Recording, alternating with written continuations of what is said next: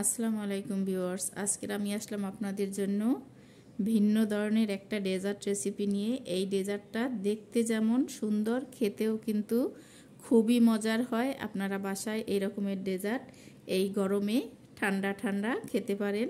তো বাসায় অবশ্যই বানিয়ে দেখবেন। যদি খেতে একটুও ভালো হয় তো আমাকে কমেন্টে জানাবেন। আর আমার চ্যানেলটি সাপোর্ট করার জন্য, আমার পাশে থাকার জন্য আমার চ্যানেলটি সাবস্ক্রাইব করে দিবেন এবং লাইক কমেন্ট শেয়ার করে দিবেন। ফেসবুক পেজ থেকে যারা দেখছেন তারা লাইক কমেন্ট শেয়ার করে আমার পেজটি অবশ্যই ফলো করে দিবেন। এখানে চুলাতে আমি একটা কড়াই বসিয়ে দিয়েছি, চুলাটা ধরিয়ে দিলাম।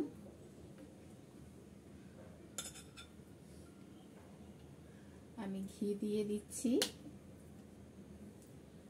2 টেবিল চামচ পরিমাণ। ঘিটা আমি গলিয়ে নিচ্ছি।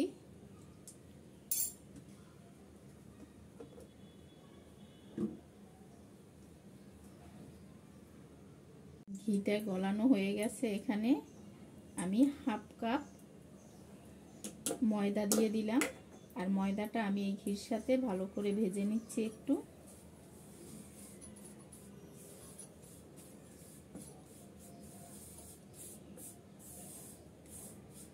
অনবরত নেড়ে চেড়ে আমি ময়দাটা একটু ভেজে নিচ্ছি।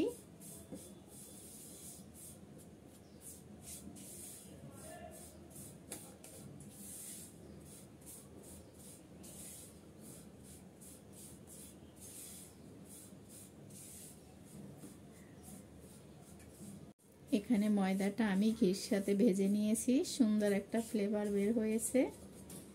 এখন এখানে আমি দিয়ে দিচ্ছি দুধ, প্রায় 1 কেজি পরিমাণ দুধ আমি দিয়ে দিলাম। দিয়ে ভালো করে আমি নেড়ে চেড়ে মিক্স করে নিচ্ছি। আমি এখানে একটা হ্যান্ড উইক্স দিয়ে ভালো করে নেড়ে চেড়ে মিক্স করে নিচ্ছি, যেন কোনো দলা পাকিয়ে না থাকে।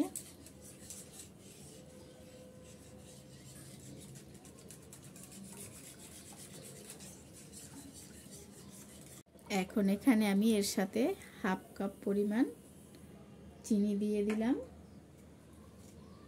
আর সামান্য পরিমাণ লবণ দিয়ে দিলাম। এরপর এটাকে আমি ভালো করে বলক তুলে নেব।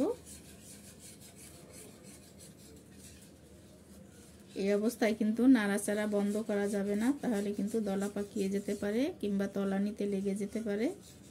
অনবরত নেড়ে চেড়ে মিক্স করে নিচ্ছি আমি, আর বলক তোলা পর্যন্ত অপেক্ষা করছি। এই যে দেখেন, এটা বলক এসে গেছে আর এতটুকু ঘনত্ব হয়েছে। এখন আমি চুলা অফ করে চুলা থেকে নামিয়ে নিচ্ছি।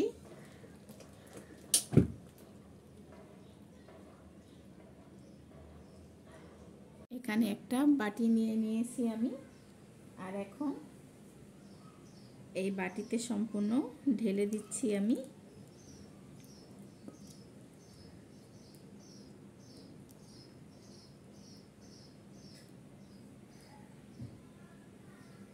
এই বাটিতেই ঠান্ডা হওয়া পর্যন্ত আমি অপেক্ষা করছি। এখানে চুলায় আমি কড়াই বসিয়ে দিলাম, আর এখানে হাফ কাপ আমি চিনি দিয়ে দিলাম। 1 টেবিল চামচ পরিমাণ আমি পানি দিয়ে দিলাম। এটা ক্যারামেল হওয়া পর্যন্ত আমি অপেক্ষা করব। নেড়ে চেড়ে আমি ক্যারামেল করে নেব।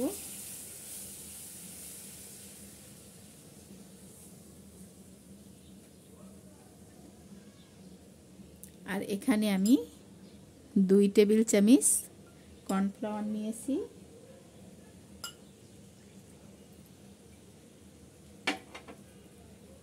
এখানে প্রায় 1 কাপের মতো পানি দিয়ে আমি কর্নফ্লাওয়ারটা গুলিয়ে রাখছি।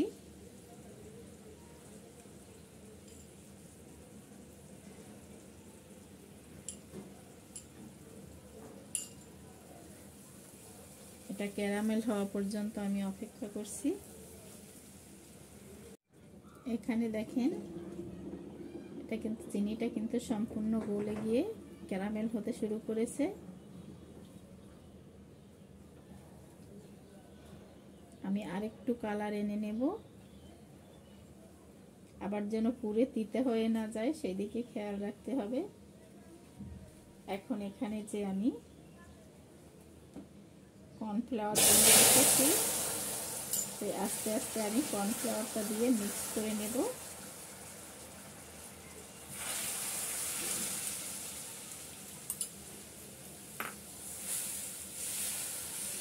তো ভালো করে আমি মিক্স করে নিচ্ছি।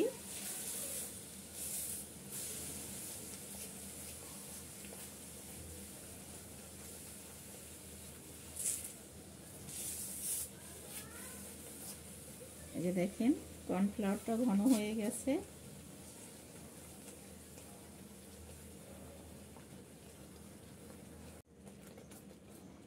দেখেন এতটুকু ঘনত্ব হয়ে গেছে। আমি এখন চুলাটা অফ করে চুলা থেকে নামিয়ে নিচ্ছি।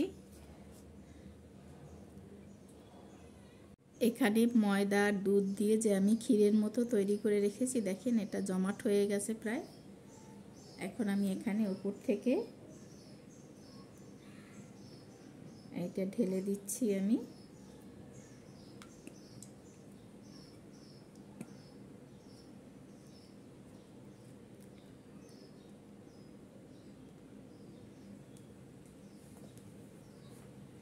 এটা আমি চতুর্দিকে একটু ছড়িয়ে দিচ্ছি।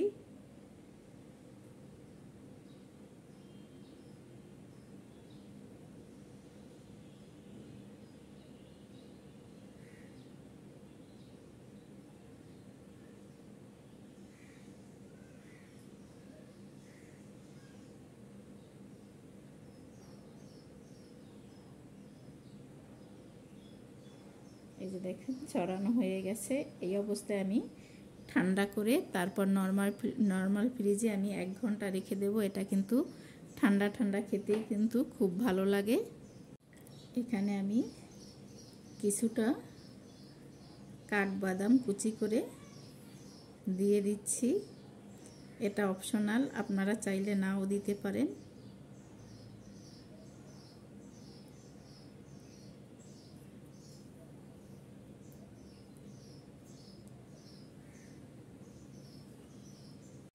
এই ডেজার্টটা দেখেন 1 ঘন্টার মতো আমি নর্মাল ফ্রিজে রেখেছিলাম ঠান্ডা করে। এখন সুন্দরভাবে জমে গেছে।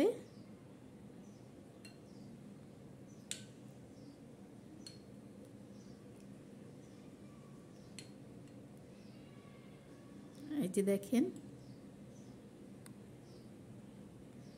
এত সুন্দর এই ডেজার্টটা আপনারাও বাসায় একবার তৈরি করে দেখতে পারেন। এটা যেমন দেখতে সুন্দর লাগে, খেতেও কিন্তু অসাধারণ। বাসায় তৈরি করে খেয়ে দেখবেন, যদি একটুও ভালো লাগে তো আমাকে কমেন্টে জানাবেন। আর আমার চ্যানেলটি এখনও যারা সাবস্ক্রাইব করেন নাই তাদের কাছে অনুরোধ রইল, আমার চ্যানেলটি অবশ্যই আপনারা সাবস্ক্রাইব করে দিবেন। আর ভালো লাগলে লাইক কমেন্ট শেয়ার করে দিবেন। ফেসবুক পেজ থেকে যারা দেখছেন তারা লাইক কমেন্ট শেয়ার করে আমার পেজটি ফলো করে দিবেন।